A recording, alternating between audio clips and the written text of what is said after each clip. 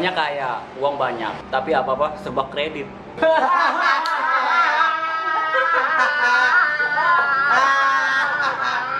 Udah menikah, punya anak, punya istri, punya penghasilan yang cukup, punya mobil, punya motor, tapi masih tinggal sama mertua.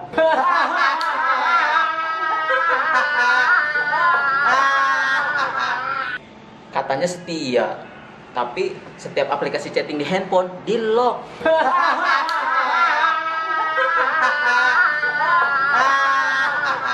Untuk aurat pakai cadar. Masih doyan selfie.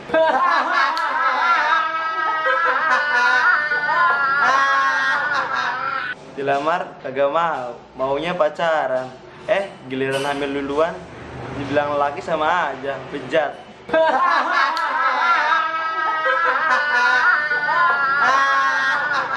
Seneng udah gajian, tapi habis buat bayar hutang.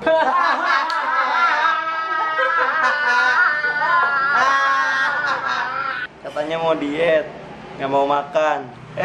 Giliran ada teman traktir makan, dia ngomongnya diet besok aja dah.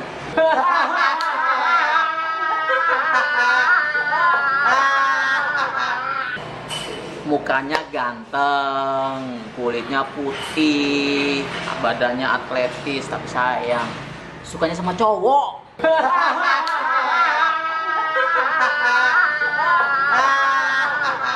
Katanya sayang, giliran dikirim pesan cuma dirit doang.